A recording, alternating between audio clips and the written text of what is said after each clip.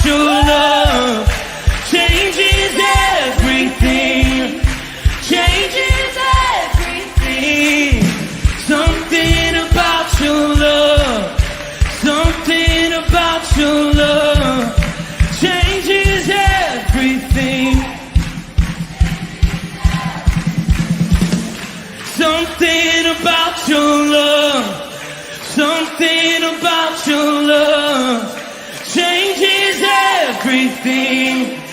Changes everything. Something about your love. Something about your love changes everything. Changes everything. Something about your love. Something about your love changes everything. You turn my morning into dancing. You turn my morning into dancing. You turn my morning into dancing. You turn my morning into dancing. You turn my morning into dancing. Something about your love. Something about your love changes everything. Good morning, Rooted Men. Pastor Tom, Firmly Rooted Ministries, and we're getting here close to the end of 2024.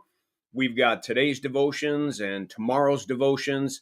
It's been a good year for us to, it's probably a good idea for us to look back and reflect a little bit on the journey that we've had. And one of the things I think that like Steve Drew would want to know, and Matt Ryan and Aaron and I, is for those of you who maybe didn't do devotions like this on your own before, but like have spent the last year doing devotions with us, can you reflect back and see that things have changed?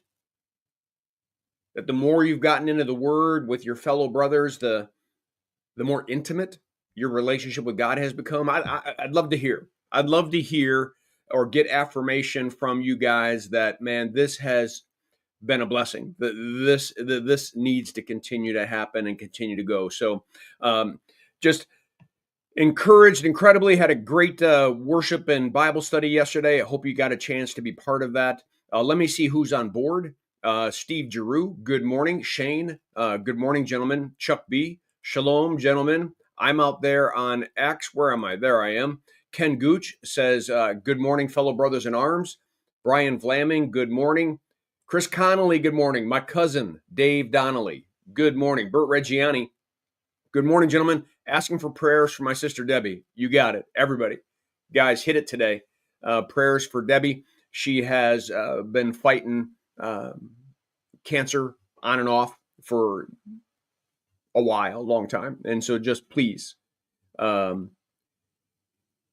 hit the prayer hard for her, the family, the entire Reggiani family, and let's lift up Debbie. All right. We're going to be looking at Genesis 22, and Steve Giroux did an amazing job last week, kind of wrapping his mind around and presenting to all of you guys what I think is one of the deepest,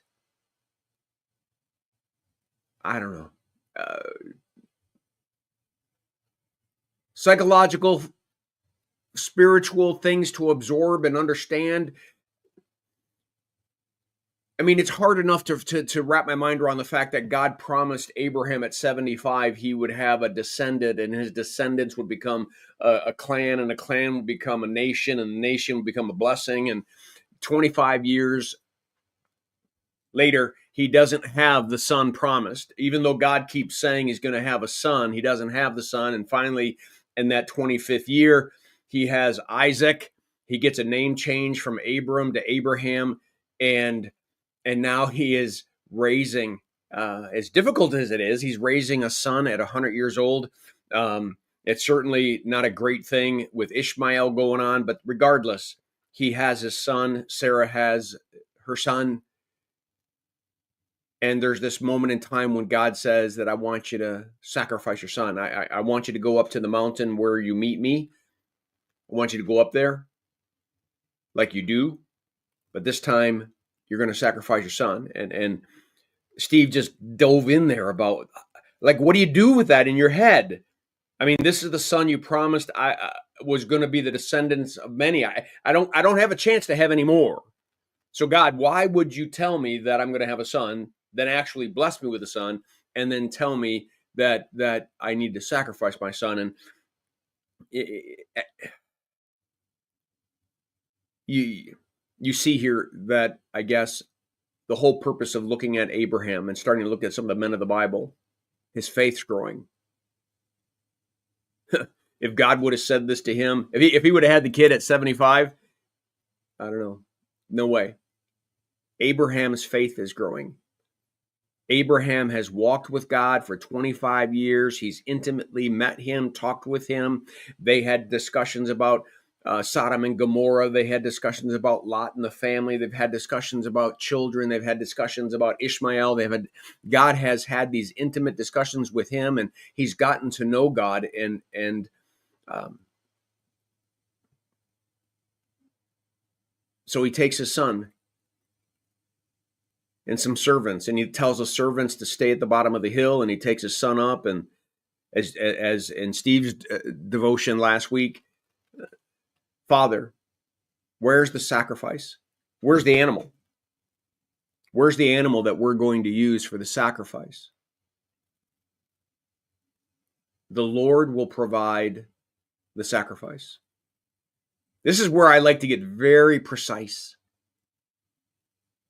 because it gives us a hint into what Abraham might be thinking. The Lord's going to provide. Which means maybe he'll provide something other than you.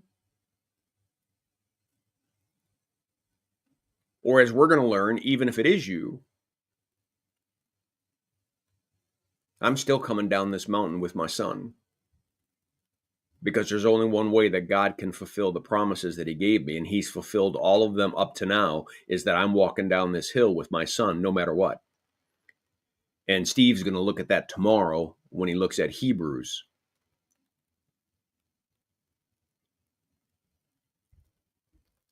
So let's look at it.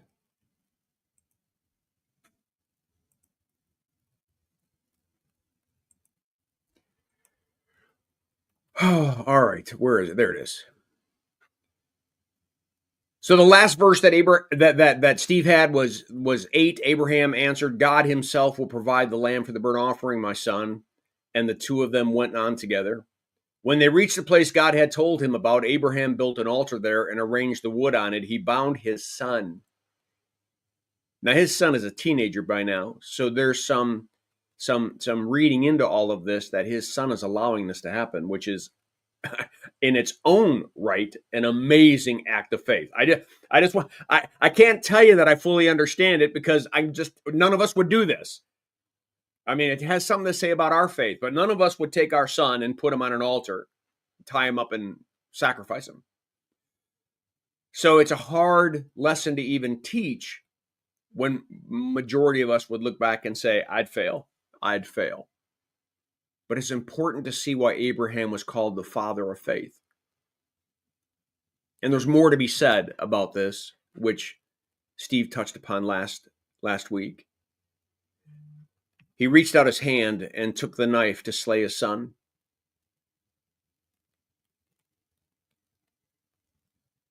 He took out the knife and raised his hand. But the angel of the Lord called out to Abraham, said, Abraham, Abraham. Here I am, he replied. Do not lay a hand on the boy, he said. Do not do anything to him. Now I know that you fear God, because you have not withheld from me your son, your only son. Who's the me? Look at, that's God speaking. That's God speaking. You finally fear me. Not fear as in I'm afraid of you. Fear as in you get to decide, I don't get to decide. Your will is done, not my will is done. I'm going to step into whatever you say is going to happen and trust that you're going to be consistent, faithful, and true to what you say and to what you do. Abraham is believing the impossible. Abraham is believing that even if he plunged the knife into his son, he was still walking down that hill with his son because God would resurrect him. That's the only conclusion. God said this was the son. If this is the son, one way or the other, I'm walking down with him. That's faith. That is walking by faith and not by sight. Because sight, logic, reason would have all told Abraham, don't even go up the mountain. Guys, grab onto this. This is the kind of faith God wants us to have. And when we have this kind of faith, we begin to step into the miraculous, the signs and wonders, the powers that God has, the things that Satan doesn't want us to even be aware of. Abraham looked up, and there in the thicket was a ram caught by its horns. He went out and took the ram and sacrificed it as a burnt offering instead of his son. So Abraham called that place, the Lord will provide, because he did. And to this day, it is said, on the mountain of the Lord, it will be provided. The angel of the Lord called to Abraham from heaven a second time and said, listen, I swear by myself. God is swearing by himself that because you have done this and have not withheld your son, your only son, I will surely bless you and make your descendants as numerous as the stars in the sky and the sand on the seashore. Your descendants will take possession of cities of their enemies through their offspring, and the nations on the earth will be blessed because you have obeyed me. Then Abraham returned to his servants, and they set off together to Beersheba, and Abraham stayed in Beersheba.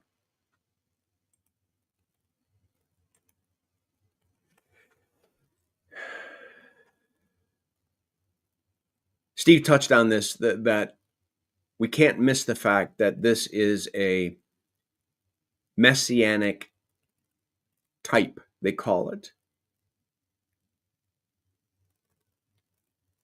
Abraham was willing to sacrifice his own son, and the God of the universe stopped him and said, no, that's not going to happen, and provided a lamb or a ram instead.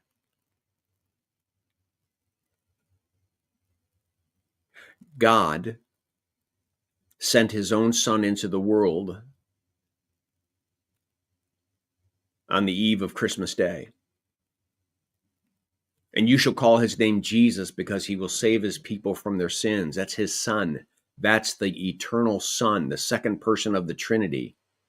A father is giving his son to what? To suffer and to die so that we might have life. You see, there was a father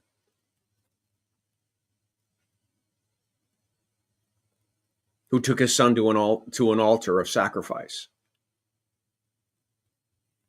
on a wooden cross outside the city of Jerusalem. And even that evening before, when the son is pleading, take this cup away from me, take this cup away from me, the father says no. There's not going to be another ram, a lamb. There's not going to be some kind of substitute. His son is going to go through the death, the hell, the punishment, the darkness, the separation.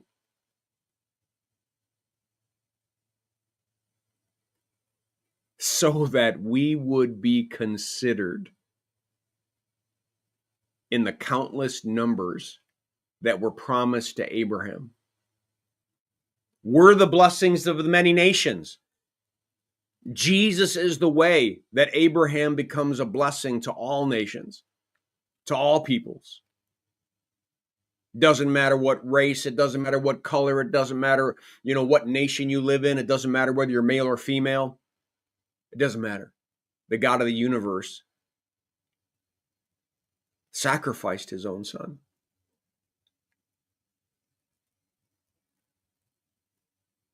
So that we might have a restored relationship with him. He loves us. That little phrase that he would rather die for us than live without us. It's such a short little phrase, but pause a minute and realize how deep this is.